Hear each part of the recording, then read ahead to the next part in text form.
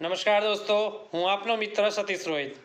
દોસ્તો, વારંવાર અમે ઘણા બધા લોકોને વીમાની જરૂરિયાત વિશે સમજાવવા માટે જતા હોય છે અને ઘણા એવા સમજદાર વ્યક્તિઓ હોય છે કે જે વીમાની જરૂરિયાતને સમજે છે અને પૂરતા પ્રમાણમાં પોતાનો વીમો કરાવતા પણ હોય છે. ઘણા લોકો 2, 4, 5 મીટિંગ પછી પોતાનો વીમો કરાવતા હોય છે અને ઘણા એવા પણ હોય છે કે જે લોકો બહાના પર બહાના, તારીખ પે તારીખ કરતા રહેતા હોય છે. એમનું કહેવું એવું હોય છે કે અત્યારે તો અમારા એન્જોય કરવાના દિવસો છે. જિંદગી એક જ વાર મળે છે, એને ફૂલ એન્જોયમેન્ટ સાથે જીવવી જોઈએ. ફ્યુચરમાં જોઈ જશે, અત્યારથી કેમ ચિંતા કરવાની. દોસ્તો, તમારી બધી વાત સાચી છે, પણ દોસ્તો વિચાર કરજો, વીમાની જરૂરિયાત બધાને સરખી છે. ભલે અમીર હોય, ગરીબ હોય, મધ્યમ વર્ગીય હોય, નાનો હોય કે મોટો હોય, બધાની વીમાની જરૂરિયાત સરખી હોય છે. દોસ્તો તમે કહેતા હોય છે કે અત્યારે તમારે વીમાની જરૂરિયાત નથી, તમે ફ્યુચરમાં વીમો કરાવશો. કશો વાંધો નહીં દોસ્તો, અમારે કોઈ ઉતાવળ નથી. દોસ્તો, અમે તમને વીમાની જરૂરિયાત વિશે સમજાવવા માટે આવ્યા છે. જો તમે અત્યારે કરાવો છો તો અત્યારે તમારી ઉંમર નાની છે એટલે કે તમે યંગ છો, એનર્જેટિક છો, તમે સારું કમાઓ છો દોસ્તો, અને તમે સારું કમાઈ પણ શકો છો, એનાથી પણ વધારે કમાઈ શકો છો. અને તમારું એ પ્રમાણે તમે અત્યારે જે બચત કરો છો ને, એનો સારો એવો મોટો ઇન્સ્યોરન્સ તમે કરાવી શકો છો. જવાબદારી તમારી ઓછી છે, કારણ કે તમે અમુક લોકો અપરિણિત હશે અને અમુક પરણેલા હશે, તે લોકોને નાના બાળકો હશે, એટલે ખર્ચો પણ એ પ્રમાણેનો ઓછો હશે. બરાબર દોસ્તો, એટલે તમે સારો એવો ઇન્સ્યોરન્સ તમે અત્યારે કરાવી શકો છો.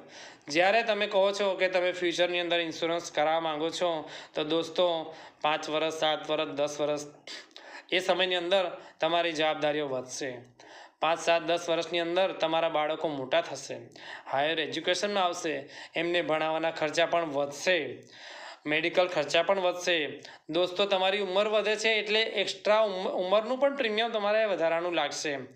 દોસ્તો, ઇન્કમ તો તમારી લિમિટેડ હશે, પણ એની સામે ખર્ચા તમારે વધારે હશે.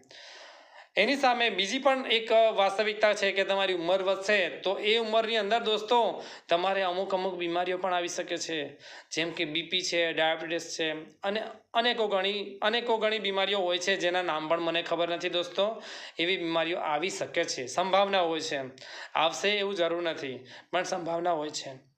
તો દોસ્તો 5, 7, 10 વર્ષ પછી તમે તમારું ઉંમર પ્રમાણેનું તમારે પ્રીમિયમ વધારે તમારે આપવાનું, તમારી બીમારી હશે તો એનું એક્સ્ટ્રા પ્રીમિયમ આપવાનું, અને તમારી ઇન્કમ સીમિત હશે અને ખર્ચા તમારે વધારે હશે તો એ ખર્ચાઓ કાપીને કેટલાક આપશો, અને ત્યારે તમે ઇન્સ્યોરન્સ કરાવશો તો તમે પૂરતો વીમો પણ તમે નહીં કરાવી શકો દોસ્તો.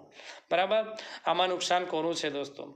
અને ઘણીવાર એવું પણ બનતું હોય છે, વીમા કરાવવાનું આપણે વિચારતા હોય છે, વિચારોમાં સમય નીકળી જાય છે દોસ્તો. એ વિધવા સ્ત્રીને પૂછો કે જેમના બાળકો હાયર એજ્યુકેશનમાં ભણતા હોય છે, એમના લગ્ન કરવાની તૈયારી હોય છે, અને એવા સમયમાં પતિ પોતાનું જીવન ગુમાવી દે છે કે કોઈ અનહોની થતી હોય છે, ત્યારે વિધવા સ્ત્રી પોતાના બાળકોને ભણાવશે, એમના લગ્નની તૈયારી કરશે કે જીવનમાં શું કરશે? દોસ્તો, આ પરિસ્થિતિ આપણી ફેમિલીને ના આવે, એટલા માટે અમે તમને અત્યારે વીમો કરાવવાની વાત સમજાવવા માટે આવ્યા છે. દોસ્તો, આમાં અમારો કોઈ વધારાનો સ્વાર્થ નથી હોય છે, અમે તમારું હિત જ વિચારતા હોય છે. દોસ્તો, તમે સમજી શકો તો તમે આજે જ તમારો પૂરતો વીમો કરાવો. ઘણા લોકોની પાસે વીમો હોય છે, પણ નાની પોલિસી હોય છે, અને એને સમજતા હોય છે કે અમારે વીમો છે. તો દોસ્તો, આપણી જે ઇન્કમ છે ને, આપણી યરલી ઇન્કમ છે, એના 10, 15, 20 ગણો આપણો વીમો હોવો જોઈએ દોસ્તો. ત્યાં સુધી જો નથી આપણો એટલો વીમો નથી, તો આપણે નવો વીમો, નાનો વીમો આપણે દર વર્ષે કે દર 2, 4, 5 વર્ષે આપણે વીમો પોતાનો વધારતો રહેવો જોઈએ દોસ્તો. બરાબર છે? તો દોસ્તો, આ તો મારે તમને સમજાવવાની વાત છે. દોસ્તો, તમે જો સમજ્યા હોય અને વિચારતા હોય, વીમો કરાવવાનું વિચારતા હોય, તો દોસ્તો મારો સંપર્ક કરી શકો છો. મારો મોબાઈલ નંબર છે 7874067925.